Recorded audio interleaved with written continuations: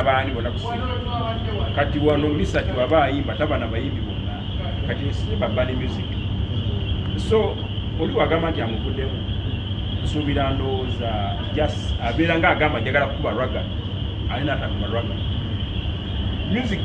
tosobola kuba mu band music ng'obadde wa band music ekyo kyo kanya strongly era onajja kusigala kyayiba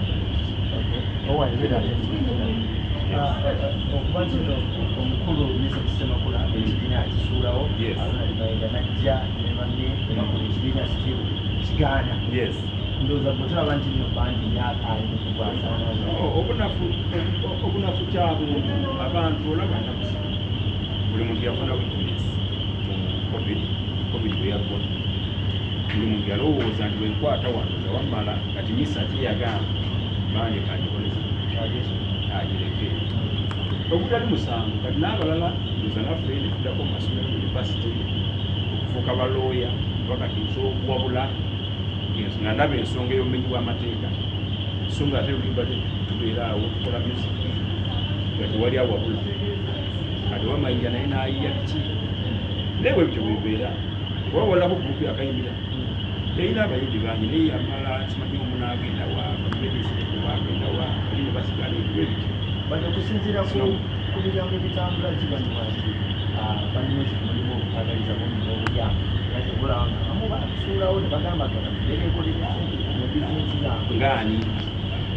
omukulu otawo walula lwaliwo tewaliwo olutalo just kyolina omumanya nti byeyogera kumi netwavayo kujja ku mpewo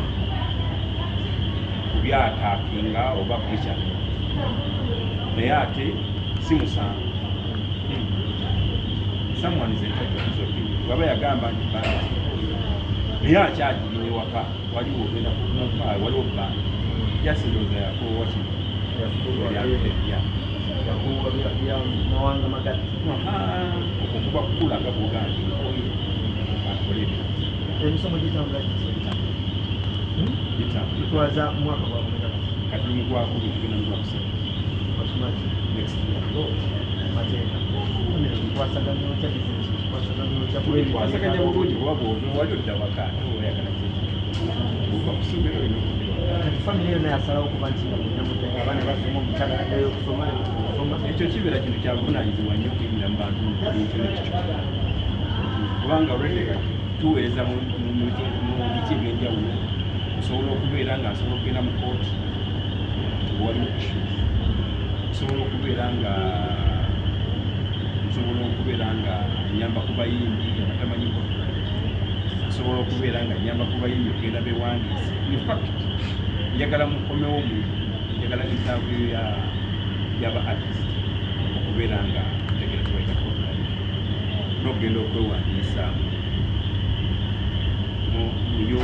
URSP natumaliriza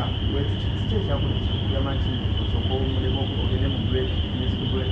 ogende mu kusoma twava mu covid omwo lwaki mwekwasa covid nga abaana abamu balina endowooza no covid bwe yajja abantu batula ewaka abamu badda mu studio abamu twadda mu kitabo when they looked us abamu bayingira studio abamu ne badda mu kitabo fe baalinga babalookinze nga fe tusoma so kati that's why twasalawo okubeera nga tugenda maaso oba oyagala kwesimbawo ku kyalo bwa kansa enda oyongezeeko ekyo nakyo tujja kiraba kubanga basically nakyo omuntu okugamba nti nekakoleza esimawo nakyo kino nakyo sikyabo kansa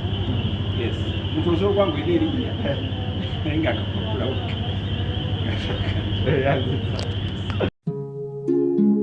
oyagala omukolo gw'ogwenjawulo gubeere n'ebijjukize mu nnyumba yo kankwanjulire King Montage Photo Studio fe bakafulu mu kkuba ebifaananyi n'okukola vidiyo olina wedding birthday party kukyala nika baby shower photoshoot oba music shoot na buli kimu kyonna ky'oyagala fe tusobola okuwa ebijjukize ebirungi eri ebirooto byo ate nno mwana wattu kusintiiza omuntu wa bulijjo tusangibwa Nankulabe ku bitaala ku Prime Tower level 3 room D04 okumanya ebisingawo tukubire ku namba zino noti 7 noti 2 1 noti 4 1 2 5 oba noti 755 3 731 oba noti 777 noti 23 nya noti 5. King Montage Photo Studio ffe tusobola okuwa ebijjukizo ebirungi ate nno mwana wattu kusintiiza omuntu wa bulijjo.